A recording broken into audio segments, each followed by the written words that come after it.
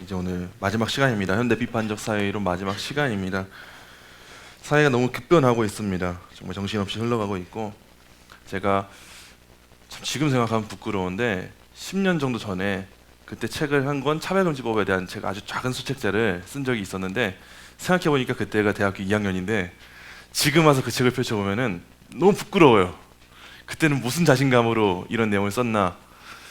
신학도 많이 알지도 못하고. 근데 그때는 그랬던 것 같아요. 이 신학을 연구하고 공부하다 보니까 현재 지금 발의되고 있는 차별금지법안, 그 당시의 차별금지법은 한국교회에서도 그렇게 큰 관심이 없었습니다. 이거에 대해서 내가 정말 목소리를 내고 위험성을 주장하지 않으면 안 되겠다라고 하는 사명감 때문에 여러 헌법 관련된 자료들도 찾아보고 외국의 사례를 찾아보면서 그렇게 작은 책 한 권으로 강의를 하기도 하고 했던 것 같아요. 근데 그때가 2017년, 16년 이점 무렵이었는데, 그 당시 한국교회 차별금지법과 관련된 내용을 거의 들어보지도 못하신 성도님들이 많았습니다. 그리고 지금 한국교회가 최근에는 차별금지법과 동성애에 대한 관심이 많아졌죠.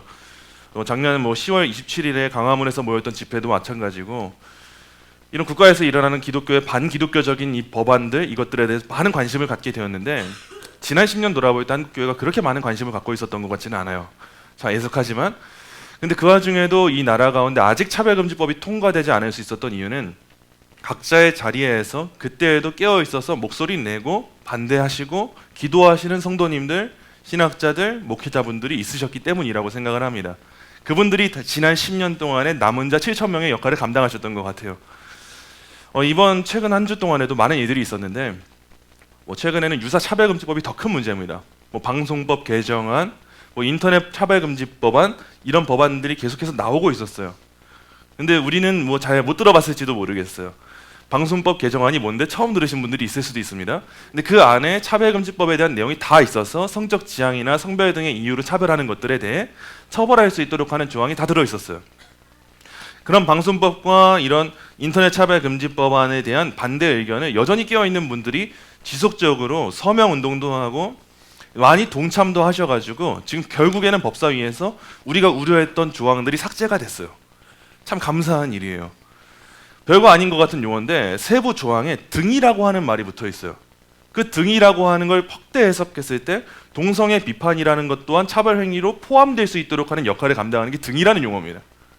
별거 아닌 것 같은데 그 법안 하나에 담긴 하나의 용어가 성평등이래요. 우리가 보기에는 성평등 이게 무슨 문제야? 말만 들으면 문제가 안 되는데 양성평등을 성평등이라는 용어로 바꿀 때 문제가 생깁니다. 양성평등이라는 말 안에는 남성과 여성이라는 두 가지의 성만 있어라고 하는 전제가 있어요. 근데 그 용어를 왜 자꾸 우리나라가 성평등으로 바꾸려고 하지? 왜 여성가족부를 왜 성평등 가족부로 바꾸려고 하지? 여기서 우리가 깨어있어서 발견하고 목소리를 낼 수 있어야 됩니다. 그러지 않으면 이제 우리가 지난 10년은 여러 자리에서 묵묵히 감당하면서 버텨주신 분들을 통하여서 차별금지법이 막아졌고 복음 전파의 길을 우리가 잘 지켰는데 앞으로 10년은 어떻게 될지 모릅니다. 우리가 하나님을 믿는 신앙 안에서 역사 가운데 하나님이 역사하실 거다라는 믿음 안에서 우리는 열심히 지킬 뿐이고, 만에 하나 그럼에도 나라가 뒤집어졌을 때 그때는 우리는 또 다시 우리 자리에서 처벌당해도 우리 역할을 하면 되는 거예요. 다만 지금이라는 시간이 주어졌을 때는 이 시간을 기회로 여기고 이 시대를 분석하면서 비판할 수 있고 또 분석할 수 있고 반대할 수 있는 안목이 필요합니다. 여러분 꼭 최근 이런 뉴스들도 주의 깊게 살펴보셔서 어떤 법안들이 발의되고 있는가, 이 법안들이 왜 문제인가 찾아보면 다 나옵니다. 이런 내용들에 깨어있으시는 여러분 되시기 바랍니다. 이제 오늘 마지막 시간입니다. 오늘은 그래서 이런 비판적인 이 이론의 시대를 사는 그리스도인들이 어떻게 살아갈 것인가, 그걸 살펴보도록 할게요. 자, 강의 목표 앞에 보이는 거 우리 한 목소리로 읽겠습니다. 시작. 현대 비판 이론이 매력적으로 다가오는 사회의 영적 원인을 분석하여 그 이면에 담긴 허상을 분별하고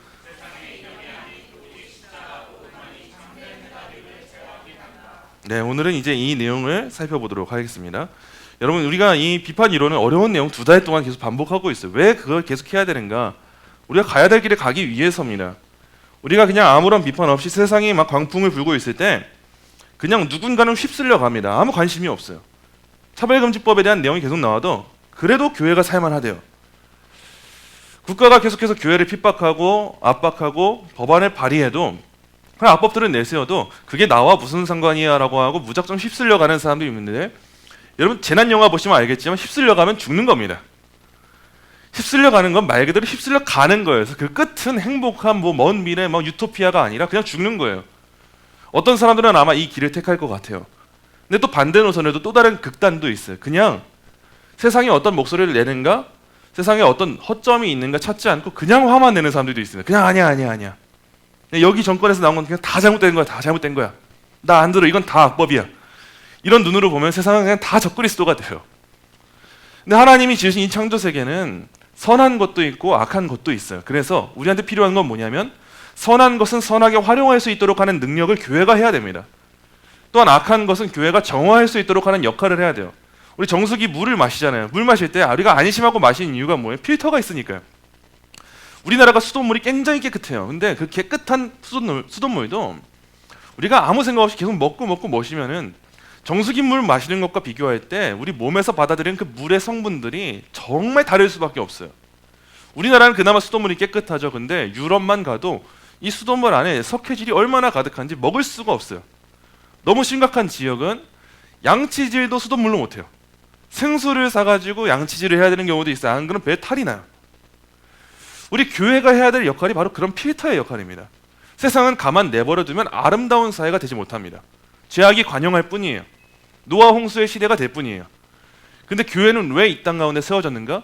그런 사회 가운데 교회가 교회의 역할을 감당해서 이 죄악들을 정화시킬 수 있고 선한 열매를 맺도록 하는 거. 그게 우리가 해야 될 일인 거예요. 그래서 우리는 이 강의를 지난 8주간 어렵게 배웠지만 열심히 배워서 내 역할이 뭘까? 고민하고 행동해야 될 필요가 있는 겁니다. 자, 이제 마지막 총 정리하면서 이런 비판 이론의 흐름이 왜 우리한테 왔는가를 보려고 해요. 자, 먼저는 사회학적인 요인이 있습니다. 사회학자 브래들리 캠벨과 제이슨 매닝이라는 사람이 피해자 문화의 부상이라는 책을 썼는데 그 책에 있는 내용을 보면 이런 거예요. 역사를 살펴보니까 문화가 계속 전환이 됐대요. 18세기, 19세기는 어떤 문화냐 보니까 명예 문화였대요. 명예는 말 그대로 누군가가 나를 자극하고 모욕감을 주는 거에 반응을 하는 게 명예입니다.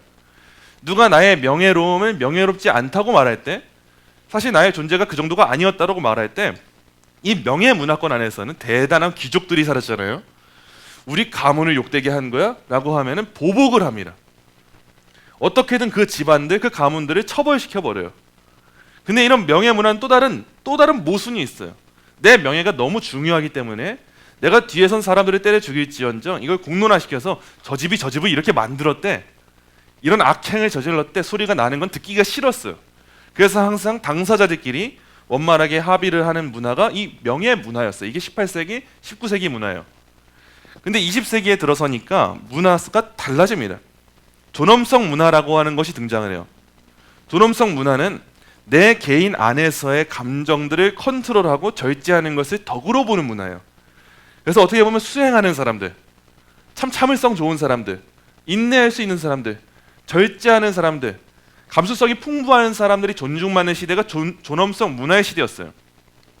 이때는 스스로는 참아냈어요. 누가 나를 보복하려고 해도 모욕하려고 해도 참아내는데 다만 다른 점이 있어요. 뭐냐면 필요할 때는 합법적으로 내가 법의 권위자에게 호소를 하자. 내가 피해자가 되었다. 나한테 이런 억울함이 있었다. 이것을 합법적으로 해결하자. 이 차이가 보이셔야 돼요. 명예 문화는 합법적이지 않아도 그냥 하고 봐요. 근데 존엄성 문화는 합법적으로만 해결하고 당사자 간에는 뭘 안 하려고 해요. 근데 이 두 가지가 시대가 흐르고 21세기 오니까 결합이 돼요. 안 좋은 것만 결합이 돼서 이제는 피해자 문화라고 하는 게 생겨났다는 거예요. 이 문화가 뭐냐? 첫 번째로는 모욕에 과민 반응을 해요. 누가 나를 비판한 거 아니야? 비난한 거 아니야? 왜 내 명예를 깎아내려? 나는 지금 명예가 침해당했어. 이렇게 과민 반응을 해요. 그리고 두 번째, 적극적으로 권위자에게 호소를 해요. 나 피해자라고요. 나 억울하다고요. 이렇게 호소를 하는 거예요. 그래서 이 사회를 잘 보잖아요. 모든 사람들이 자기가 피해자래요. 내가 나라 때문이건 회사 때문이건 선배 때문이건 가족 때문이건 나는 모욕을 당했고 피해자여서 나는 원래 그런 사람이 아닌데 억울함을 겪고 있대요. 그래서 과거에는 피해자인 걸 숨기려고 했어요. 근데 요즘은 오히려 피해자인 걸 떳떳하게 드러내면서 피해자가 권위자가 돼요. 미투 운동하면 그렇게 되잖아요.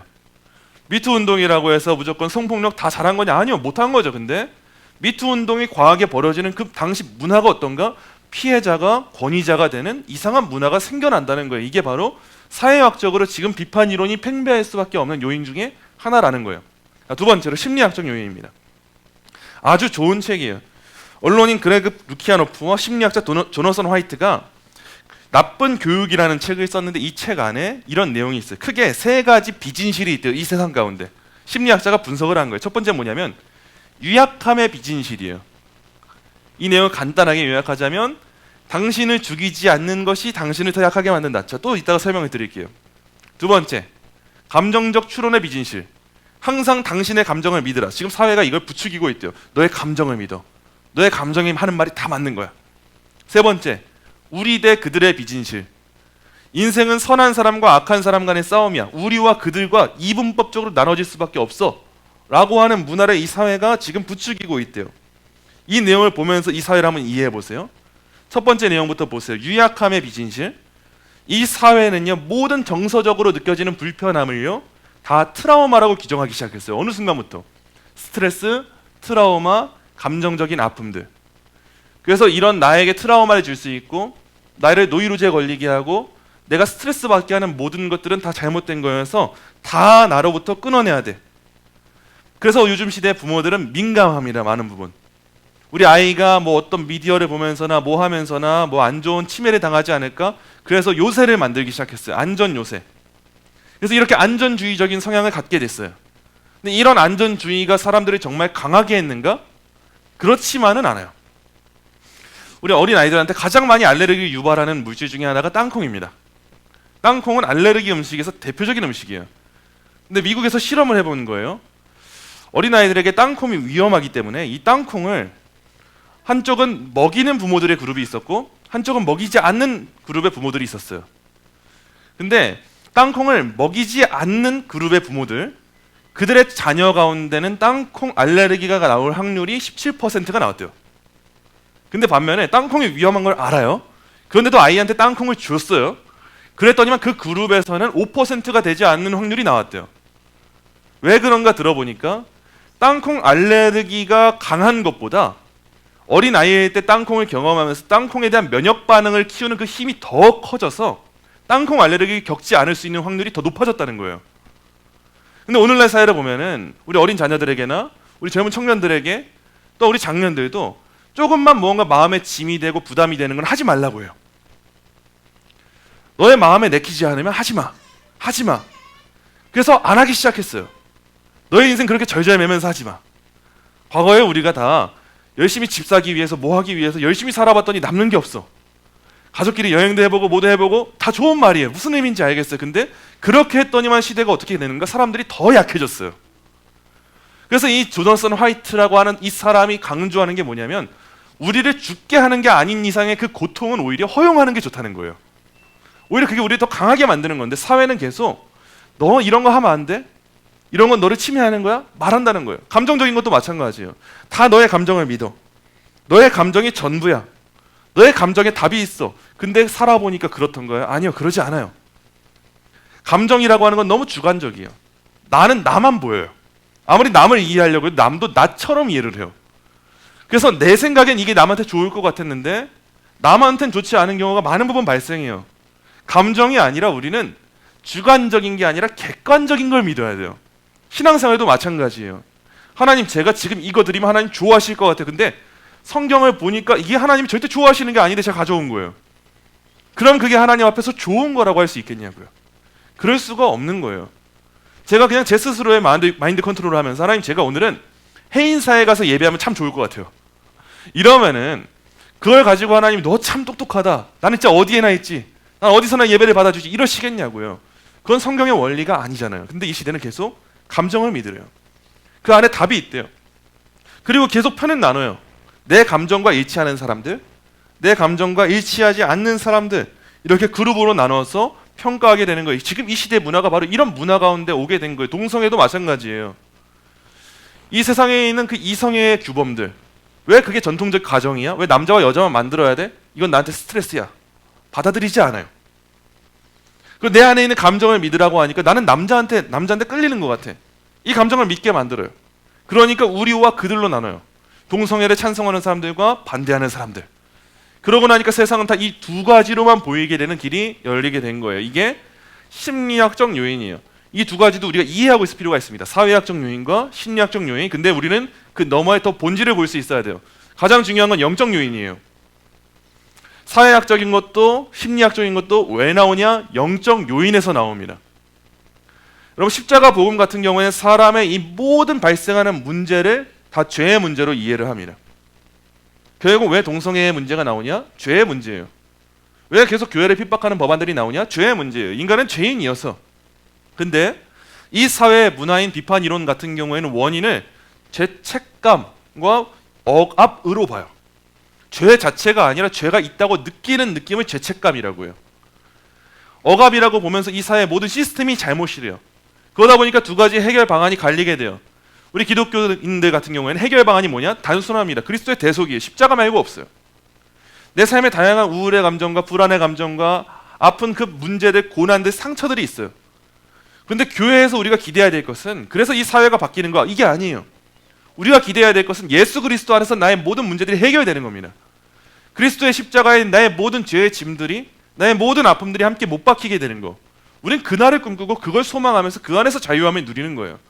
근데 지금 이 사회가 과연 그런 길을 가고 있는가? 아니요, 전혀 달라요. 사회는 사회 정의라고 하는 것을 실천할 때, 동성애자들을 위한 문화를 만들어줄 때, 성소수자를 위한 문화를 만들어줄 때, 퀴어 축제를 열어줄 때, 사회적 약자들을 돌보게 될 때, 그때 이 모든 죄책감과 억압의 문제가 끝난다고 봐요. 결과가 뭐냐? 복음은 하나님의 은혜로 얻는 의가 결과예요. 은혜로 얻어요. 우리의 행위가 들어간 게 아니에요. 예수님 때문이에요. 하나님의 은혜 때문이에요. 우린 이걸 찬양하는 거예요. 그런데 이 사회 문화는 어때요? 사회 정의를 내가 실천할 때 사회가 나아진다라고 믿으니까 스스로의 행위를 의지해요. 이게 또 다른 21세기의 행위 구원인 거예요. 여러분, 절대 속으시면 안 됩니다. 차별금지법 동성애 찬성하는 교회들이 세상에서 좋은 일 많이 해요. 고아원에 가서 섬기기도 하고요. 노숙인들을 섬기기도 하고요. 퀴어 축제에 가서 그들을 사랑으로 안아주기도 해요. 겉으로 보여지는 모습 좋을 수 있어요. 근데 그 안에 있는 그 내면 가운데 복음이 없으면 그건 교회가 아니에요. 그건 사회단체인 거예요. 그거는 복음을 경험한 사람의 정의 활동이 아니고 오히려 그들의 영혼을 죽이는 또 다른 억압이 될 수 있다는 거예요. 이런 요인들을 우리가 기억한 채로 이 사회 문제를 보는 거예요. 자, 그럼 뭐가 진짜 문제고 어떻게 대응해야 될까 볼 때 우리가 해야 될 자세 첫 번째는 이겁니다. 거짓된 연민을 거부하는 거예요. 꼭 기억하셔야 돼요. 진리 없는 사랑, 성경에서 벗어난 사랑은 사랑이 아니에요. 명확해야 돼요. 성경에서 사랑이 이거라고 말하면 이대로만 하는 게 사랑이지, 또 다른 행위를 하면서 이것도 사랑이 될 수 있지 않을까? 아니요, 될 수 없어요. 아무리 유명한 우리나라의 기독교 방송에 나오시는 목사님들이 이것도 사랑이다 말해도 여러분, 그거는 거짓 선지자들의 외침일 뿐이에요. 그걸 절대 속아 넘어가시면 안 돼요. 참된 연민이 뭘까요? 누굴 본다는 건요, 누굴 돌본다는 거는 그 사람한테 좋은 일을 해주는 거예요. 그 사람한테 필요한 일을 해주는 게 진정한 연민이에요. 그게 섬김이에요. 근데 이걸 생각해 보세요. 자녀가 어릴 때 자녀가 좋아한다고 사탕을 계속 줘야 양치질 안 시키고, 이게 진정한 사랑이에요? 아니에요. 자녀가 좋아한다고 미디어를 계속 노출시켜줘요. 폭력적인 영상들을 계속 보게 해요. 이게 사랑이에요? 이건 사랑이 아니에요. 진심으로 자녀를 돌보는 부모는 자녀를 사랑하기 때문에 자녀의 요구에 종종 거절할 때가 있어요. 아무것도 모르는 아이가 칼을 달래요. 이제 돌 정도 된 아이가 칼을 주면 자기가 너무 행복할 것 같다고 칼 보면서 까르르 까르르 웃어요. 그러면 어떤 부모가 미쳤다고 그 칼을, 난 널 사랑하니까 칼을 줄게, 말할 수 있는 부모가 어디 있어요? 하나님이 사랑하셔서, 우리를 너무 사랑하셔서 가끔 우리한테 고난을 주세요.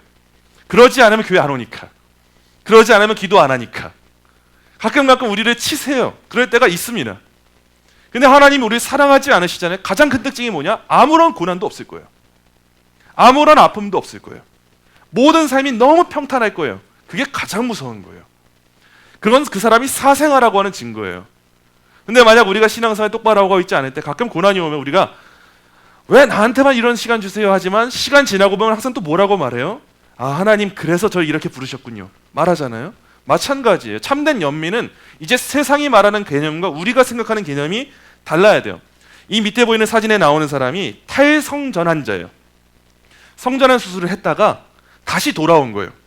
헬라나 켜슈녀라고 하는 사람인데, 퀴어 이론에 대한 의문을 제기한 사람들의 글과 그런 칼럼들을 보고 나서 깨닫게 된 거예요. 키어 이론을 반대하는 사람들의 글을 보고. 우리식으로 말하면 차별금지법 동성애를 반대하는 사람들의 글을 보고 성전환을 했다가 다시 돌아온 사람이라는 거예요.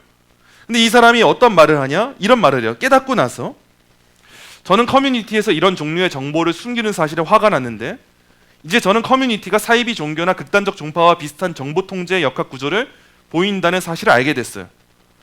임상의가 인구 통계와 젠더 위화감에 대한 정보를 이해하지 못하거나 읽으려고 노력을 기울이지 않는 것에 화가 났어요. 저는 모든 단계에서 긍정하는 것에 화가 났는데 제가 후회를 표현하기 시작할 때만 저에게 질문이 들어왔어요. 내가 노력하지 않으면 동성애가 왜 잘못됐는가를 찾아볼 수가 없었대요. 왜 의사들은 책임감을 가지고 그거에 대해 말해주지 않았냐는 거예요. 충분히 연구했으면 연구 결과가 있을 텐데 왜 동성애가 안 좋은지, 실제 의학적으로도 왜 안 좋은지, 왜 성전환 수술이 피폐해지는 건지 이걸 충분히 알 만한 여러 길들이 있었는데 인터넷 검색했을 때 이미 좌경화된 언론 콘텐츠만 가득하게 되어가지고 나한테는 도저히 찾아볼 수가 없었다. 내가 의문을 제기하지 않으면 나한테 대답해주는 사람이 없었다. 이 말을 하고 있는 거예요. 이런 게 실제 우리 상황인데 지금도 대통령은 국정회의에서 왜 이렇게 공영방송이 편파됐냐 이런 말하고 있는 거잖아요. 계속 차별금지법 발의하고 있고 왜 이렇게 이 성을 억압하고 있냐 말하고 있고 성평등이 이런 젠더 교육이 왜 이렇게 시행되지 않고 있냐 말하고 있는 거잖아요. 이런 문화에 우리가 침묵하고 아무 생각 없이 나 살기 바쁘면은 우리 다음 세대들은 이런 교육을 받게 되고 이런 문화를 경험하게 될 수밖에 없는 거예요. 얼마나 가슴 아픈 거예요.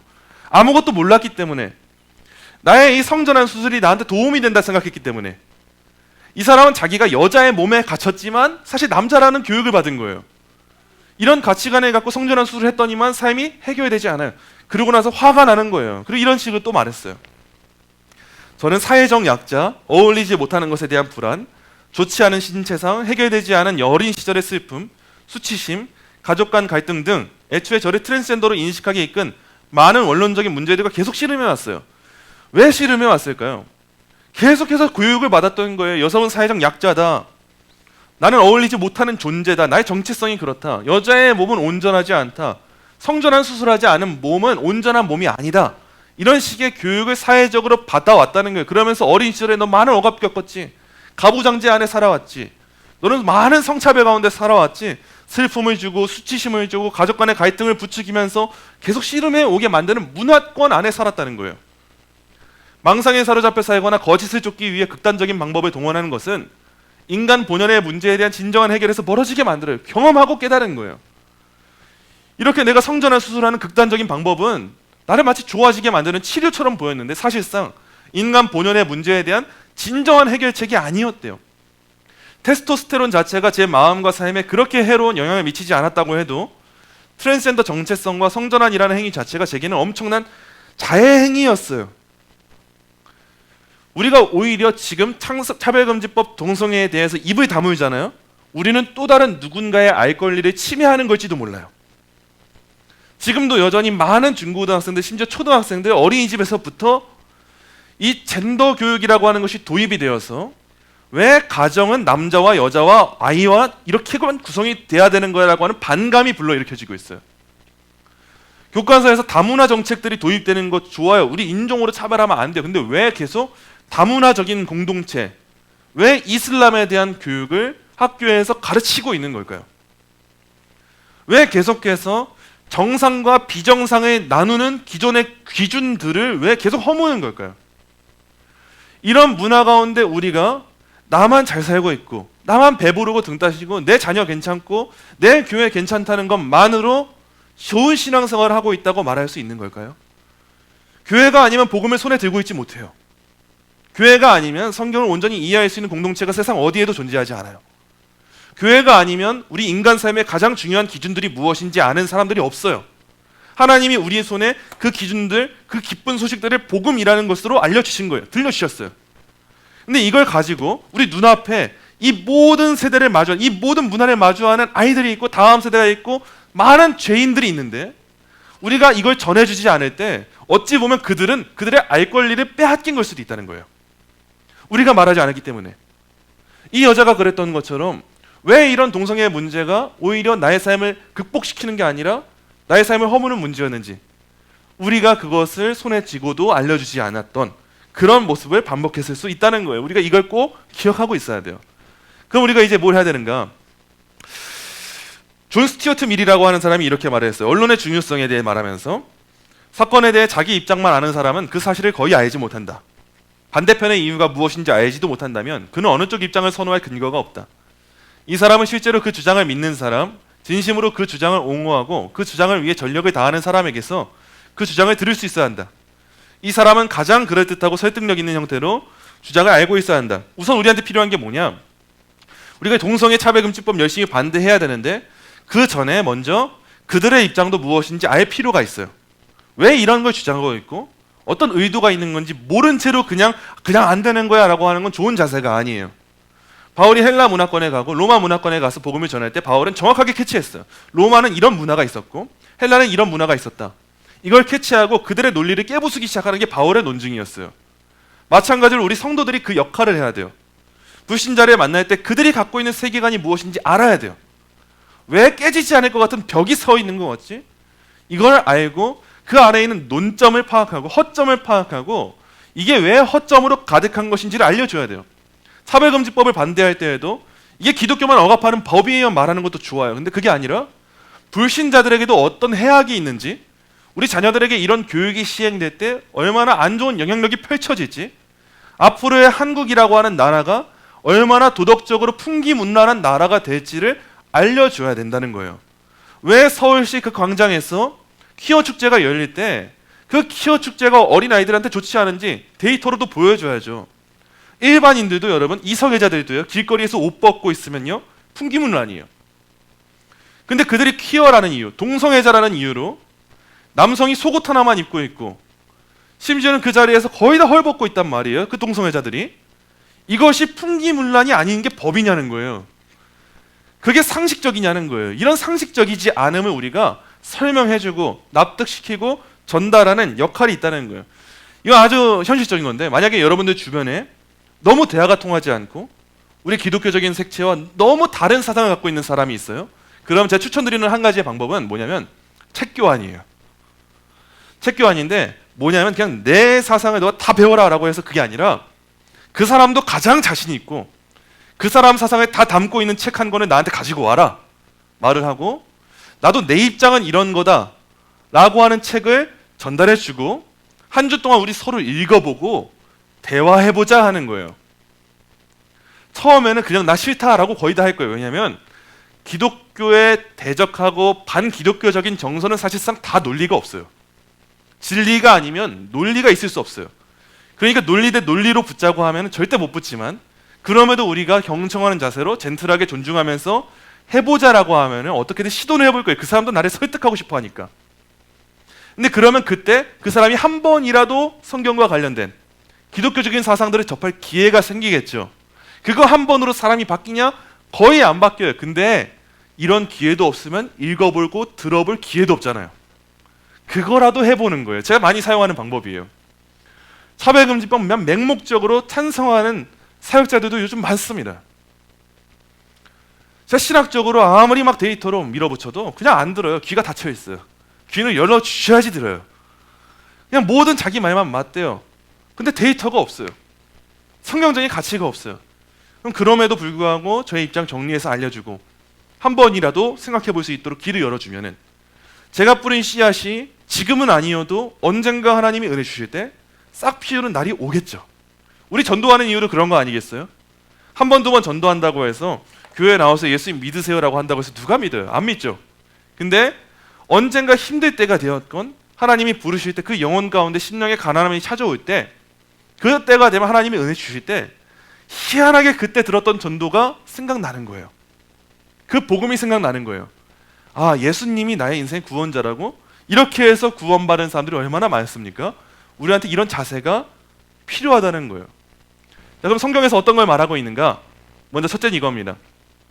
인종과 화합에 대해서 이미 성취된 하나됨을 힘써 지켜라 말하고 있어요. 우리 앞에 보이는 말씀 한 목소리로 읽겠습니다. 그는 우리의 화평이신지라 둘로 하나를 만드사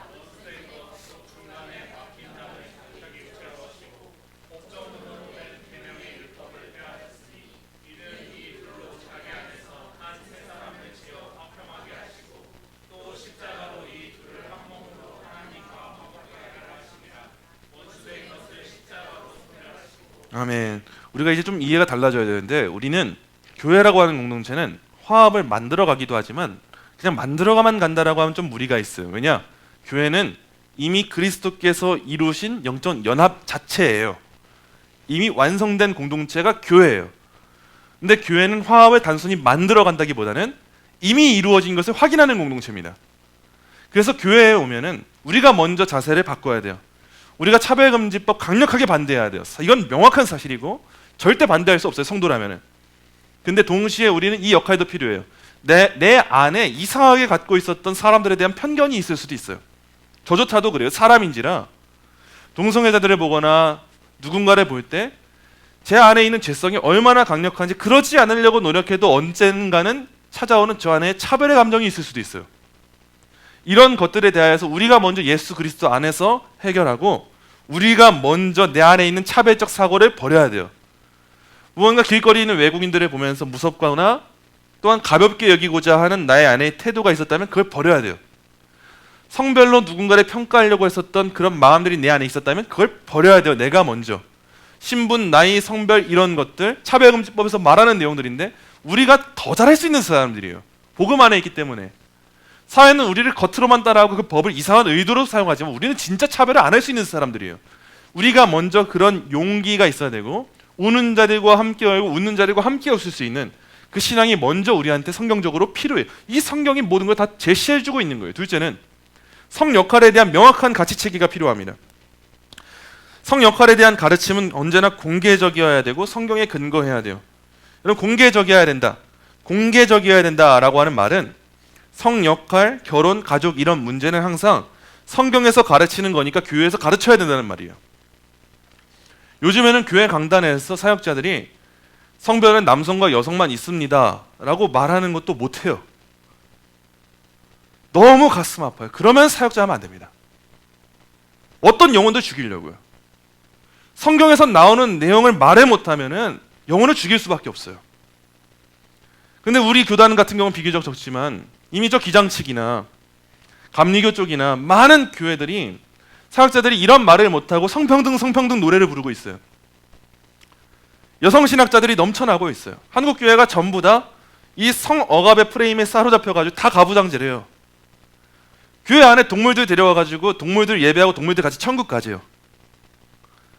그런 것들을 우리가 교회라고 할 수 있겠어요? 여러분, 그거는 성경에서 말하는 교회가 아니에요. 우리는 지금 못 느끼고 있고 우리는 우물 안에 갇혀 있지만 원래 우리나라 그런 나라 아니었어요. 우리나라 그런 나라 아니었고 어떻게 보면 우리나라 이전의 신앙의 선배들은 더 엄격했어요. 보수적이었어요, 신앙이. 근데 그런 신학이 어디서 자꾸 새는 건지 우리나라 안에 많은 이들이 그런 사역자들로 양성되고 있고 차별금지법 두려워서 말 못해요. 동성애가 심지어 잘못됐다고 생각도 안 해요.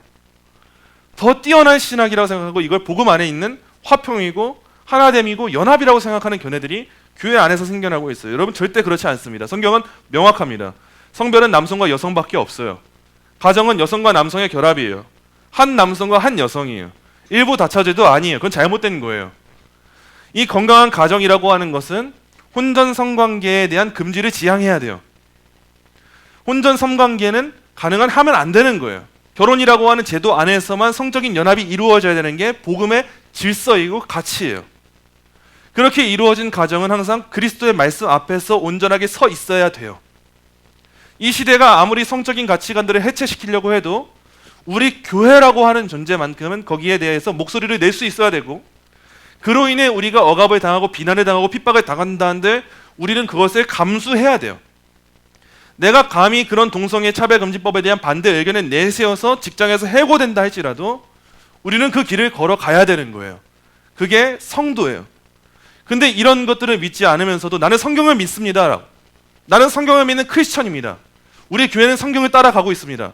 말하고 있다면 그거는 모순이에요. 성경 믿지 않는 겁니다. 성경에는 1.1획도 오류가 없어요. 성경이 맞다고 하면 그게 맞는 거예요. 내 감정이 맞다고 해도 내 감정이 성경과 비교했을 때 틀리면은 내 감정을 버리는 거지 성경을 버리는 게 아니에요. 근데 퀴어 성서 주석 같은 걸 보면은 성경을 다 해석하고 바꾼다는 거예요. 다윗과 요나단의 동성애로 보고 예수님과 제자들의 동성애로 보는데 그 사람들 어떻게 교회라고 불러요? 저는 교회라고 생각 안 합니다. 그건 교회가 아니에요. 그래서 저는 그들에게 열심을 다해서 전파해야 된다 생각을 해요. 안타까운 영혼들에게, 죽어있는 영혼들에게 우리는 알려줘야죠. 쟤네 왜 저래? 여기서 끝날 게 아니라 그들이 진짜 회심을 경험해야죠. 진짜 성경을 믿어야죠. 이런 일을 누가 할 수 있는가? 여러분, 교회만 합니다. 성 역할, 세상 가운데서도 명확한 분들이 있어요. 동성애 안 돼, 그런 분들이 있는데 그리스도 안에서, 성경 안에서 질서를 가진 사람들과 그들의 사고는 굉장히 다른 거예요. 우리 교회만이 내세울 수 있는 성 가치가 있습니다.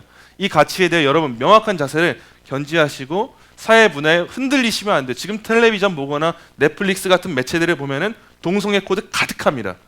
이런 것도 우리가 늘 주의하고 분별하면서 우리는 성경에 근거한 가치를 제시해야 되는 거예요. 셋째는 이겁니다. 정의와 복음이에요. 교회의 본질은 언제나 명확하고 선명한 거예요. 복음 전파예요. 교회의 본질은 다른 거 아니에요. 우리가 이런 시대적 아픔 때문에 때로는 교회가 광화문에 나가야 될 때도 있어요. 차별금지법 반대 운동을 해야 돼요. 사회정의 활동을 해야 될 때가 있어요. 근데 언제나 교회에 우선되는 사역은 복음입니다. 이거는 변해서는 안 돼요.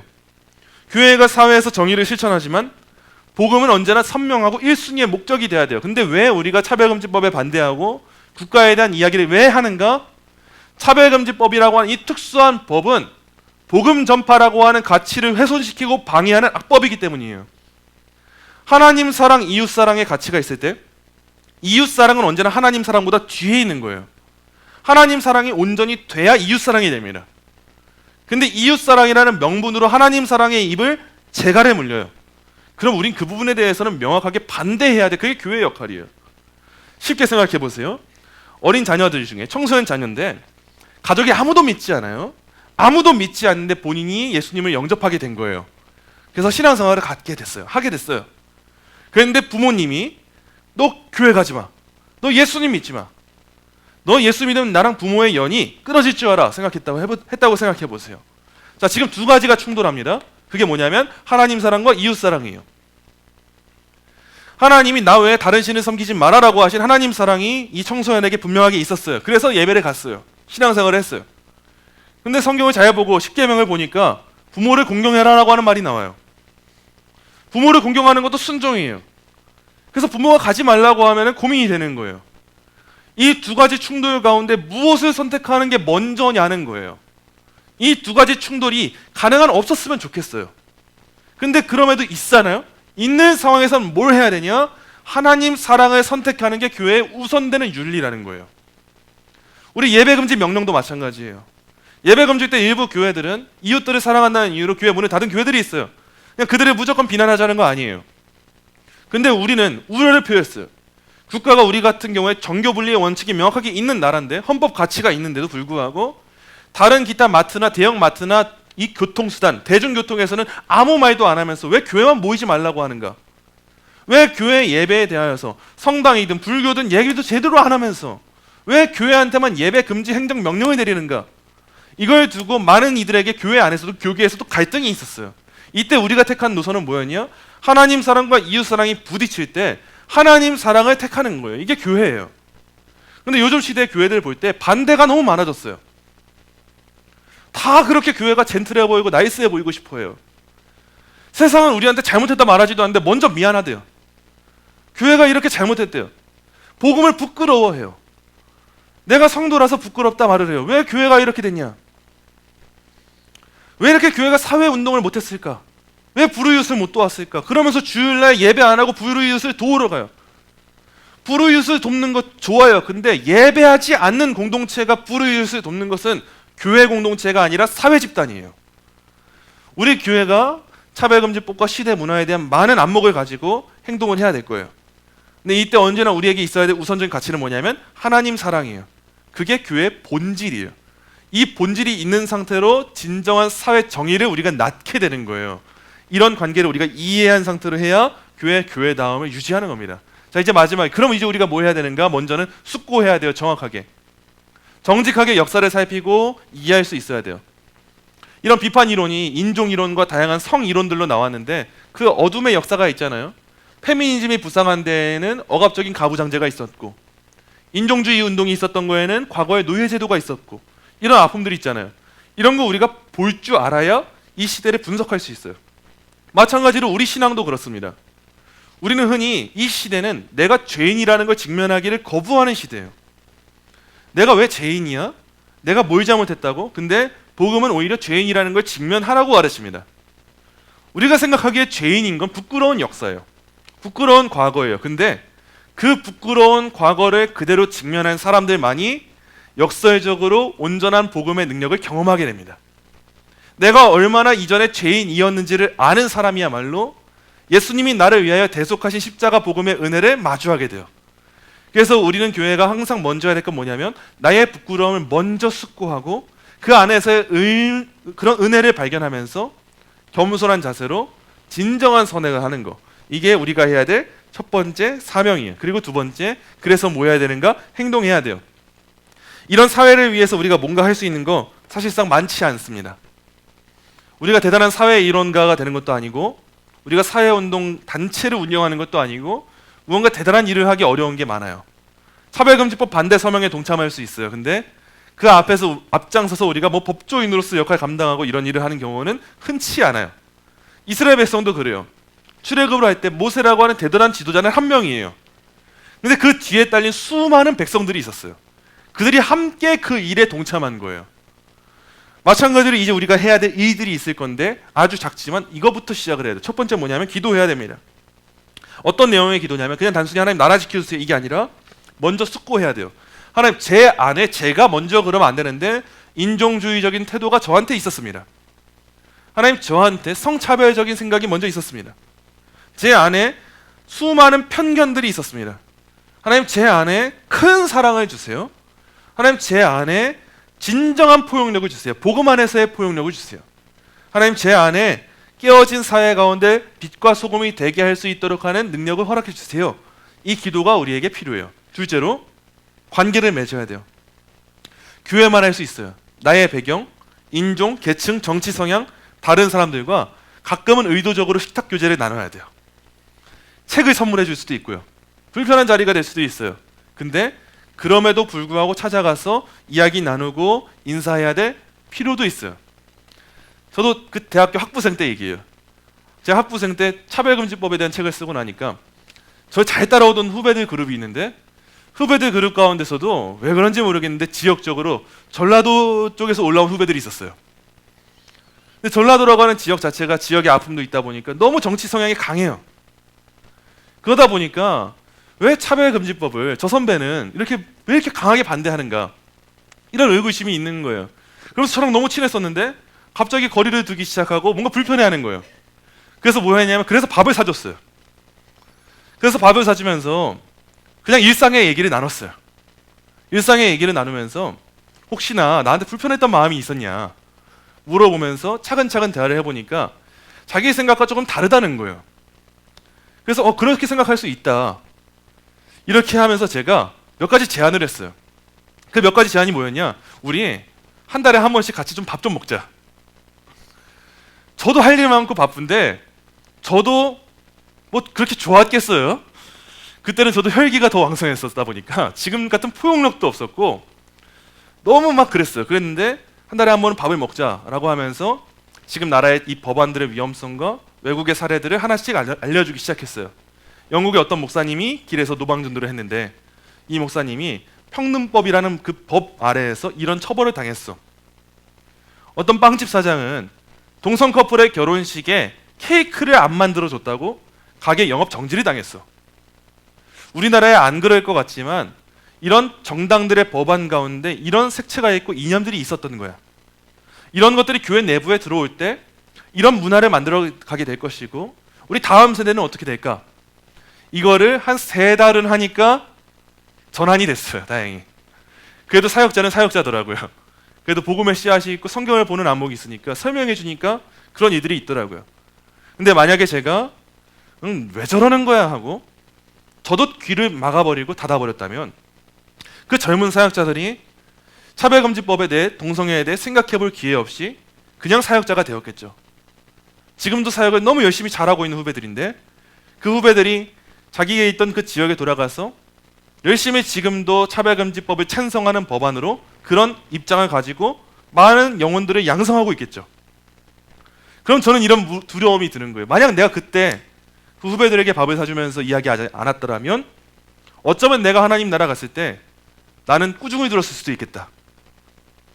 제가 보기에는 제가 굳이 안 해도 되는 일이잖아요. 우리 교회도 아니고 저한테 반감을 갖고 있으면 그냥 설득할 필요도 없고, 근데 만약에 제가 그때 그렇게 하지 않았더라면 그 사역자들이 많은 제자들이 양성할 때 그 영혼들이 어떻게 가겠어요? 그럼 그거에 대한 대가를 누가 하나님 앞에 꾸중 들어야 되겠어요? 제가 되지 않을까? 이런 생각이 드는 거예요. 여러분, 우리가 그럴 수 있어요. 아무렇지 않아 보이는 교제일 수 있어요. 아무렇지 않아 보이는 우리의 따뜻한 손 내밈일 수도 있어요. 아무렇지 않게 우리 밥 한 끼 하자 말하는 걸 수도 있고, 아무렇지 않게 대화하는 걸 수도 있어요. 근데 그 안에 하나님이 놀라운 일을 이루실 수도 있고, 반대로 내가 놓치고 있는 부분이 있을 수도 있다는 거예요.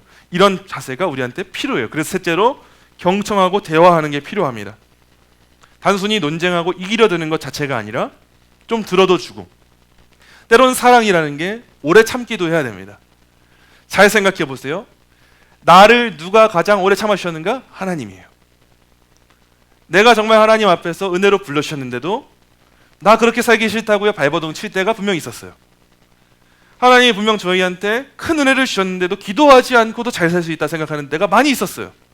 근데 하나님이 오랜 시간 기다려주셨다는 걸 나중에 깨닫게 되는 그 순간 우리가 하나님 앞에 온전히 헌신하게 되잖아요.